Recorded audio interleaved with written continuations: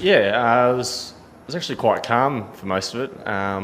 It helped, I suppose, having a bit of familiarity with Darcy. We had a good partnership last game, and we both understand each other's games pretty well. We've played a fair bit together now over the last 12 months, and I suppose it was actually quite calm for a lot of that. We had an idea to try and get the required run rate down to we wanted to get trying 100 off the last 8.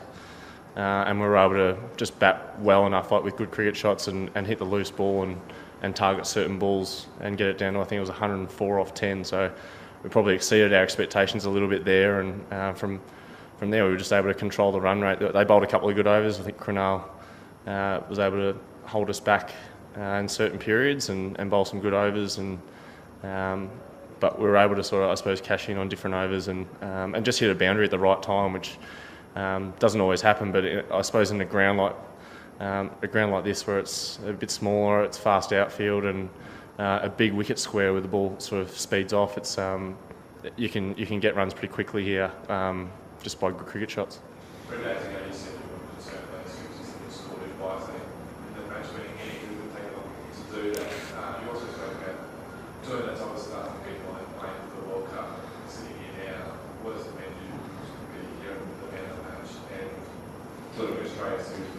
Yeah, I suppose it was a pretty quick turnaround from last game. I was a bit disappointed. I left a few out there, but I still think I took the right option.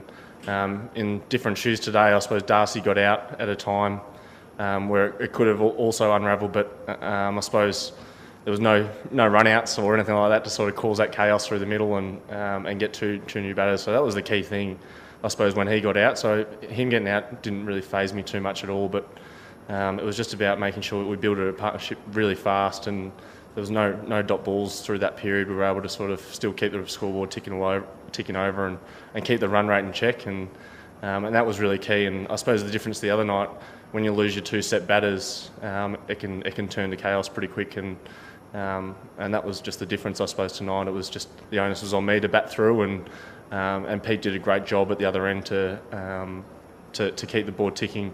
Never really got stuck at any stage and was able to keep being busy and get me back on stride. When you got to busy, you're touching your bat, and then your 100 further views, and you just talk us through your celebration. Yeah, I've been saying in the change rooms that I've got the best bat ever, and it's been held together by tape at the moment. The inside edge has been pretty badly hammered. There was a bit of it coming off, I think, in about the third last over, and they told me just to change it, and I was like, no, I'm not changing this bat. It's the best bat ever. I was just showing the boys that I meant it when I said it. I think you tell me a little about how you approached Bumrah with the end. It seemed like you wanted to attack in the 17th, but not so much in the 19th. So, did you sort of have an idea of what's coming, and that's how you planned to do that in fields? No, I was always trying to attack him. I suppose we got to the stage of, I think we needed 43 or 44 off the last 4 overs. And he came back on, and it was, I suppose, a key over. If that only goes for 4 or 5, all of a sudden you need 13 and over, and it only takes 6 good Yorkers from him to push that up to 18, 19 and over, and that can be quite difficult to get in the last 2 overs, or the 2 other overs. So I was just hoping that he missed a couple of times and I could sort of pounce on that, and he's done me a fair few times in T20 cricket to his credit, especially playing for Mumbai, and he's got me out a few times, but I've sort of changed my approach to him a little bit, and been able just to wait for a ball that's slightly off and try and capitalise on that. And I was able to get in for 2 boundaries in that over and keep the run rate in check, and I was able to target Siddharth's next over, and then we only needed 14 off 12 balls, which sort of made the next over, as long as we didn't lose any wickets, I felt we were pretty comfortable for the last. Rob? Give us some great form in this period. In terms of what's caused that, maybe some specific factor or state of mind or conversation or something that you can't get. I think the fact that we've played a lot of Big Bash heading into this, having a lot of T20 cricket, you've got a pretty good idea I've been batting at 4 for the Stars. I'm familiar with my role.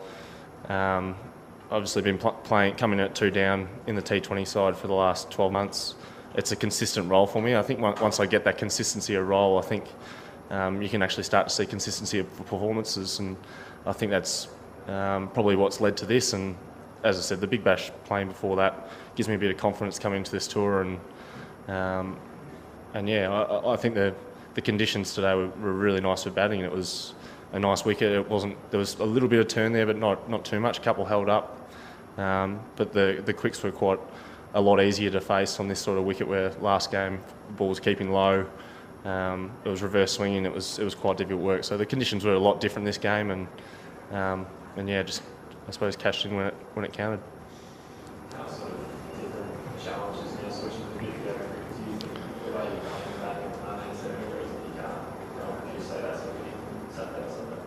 Yeah, I don't think there's any reason why I can't. I think it's just got to be about picking my moments.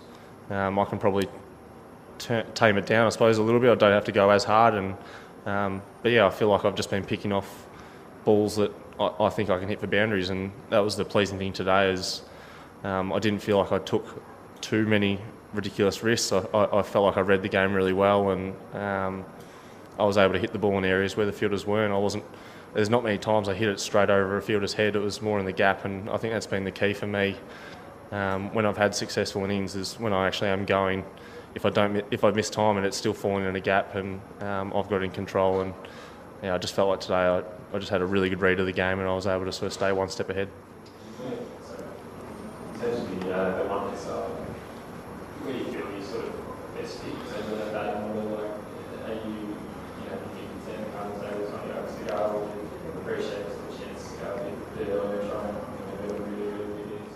Yeah, I'm not too phased, to be honest. I think even when I came in tonight, there was 15 overs to go, I think. I think we lost 2 for in the 5th over, and that's still 15 overs to bat, and I was able to get 100. So even if I'm doing that at number 7, number 6, doesn't really matter. I suppose it's just about me making the most of opportunities when I do get them, and sometimes it's not easy over here to come in at the end and just go like that, because the ball is a lot older. Guys are bowling death at you from the start, and the ball's spinning. The wickets deteriorate a lot quicker over here, and even tonight, I think at the end of the game, I could sort of see the wicket starting to sort of dry out, and there was scuffs all over it. So in one-day cricket, that's a lot further into the game, and it's not as easy to go at the end. So it'd be nice to bat higher, but there's obviously a lot of well-credentialed players in our top 4 and top 5 that thoroughly deserve their spot. So if an opportunity does come up, I'd love to take it. You tell me a little about how Alan Zampa has grown as a bowler over the last year or so. He's had another very, very good game, second in a row. So could you just tell me a little about how he's evolved over the last year in this game? Yeah, he had a county stint over in. He was playing at Essex on a really small ground at, I think it's Canterbury? No, Chelmsford.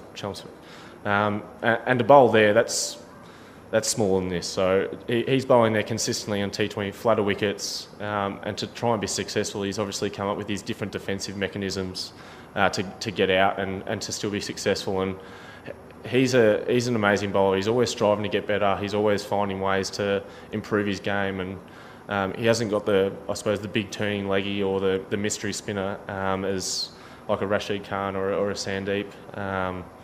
But he's a successful bowler, and he just does his craft so well, and he's just so hard to get on top of for a batter.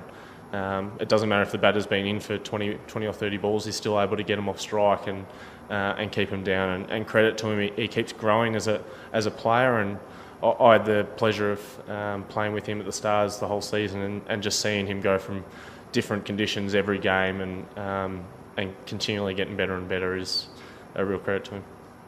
Yeah, hello, Glenn.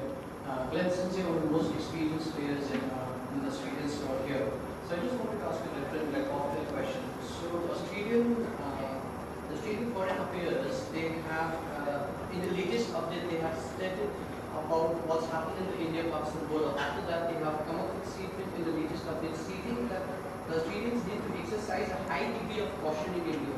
So in that light, has anything been communicated to you, or has any advice been given to you or the entire team overall? Uh, Should we playing in Mohali as well? No, I haven't heard anything about it. I think we'll get debriefed on that probably by our security at some stage.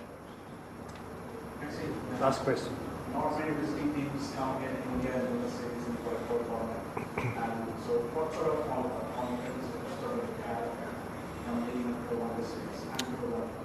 Yeah, you're right. I've been over here a lot of times and haven't felt a whole lot of success. We had a great chance in 2013. We had that amazing series where we had a record amount of runs, and it came down to the last game here when Rowan got a double hundred, and we tried to chase 380, and I think James Faulkner got 100 in that game, and went down to the wire again. And that was one of the best series I've ever played in, and to not win that is probably just a sign of we played such good cricket that tour. We had a great team, and India still beat us, and that's how difficult it is to win over here. So to win the first two games of the tour and start us really well, it is a tough place to come. The crowd's crying out Kohli and Dhoni non-stop throughout the whole time, even when they're not batting.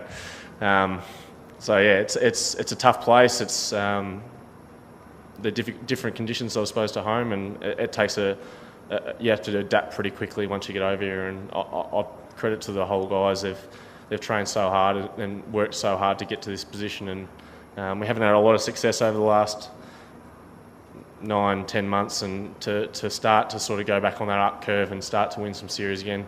Won the recent one against Sri Lanka at home, and we're able to win this side now.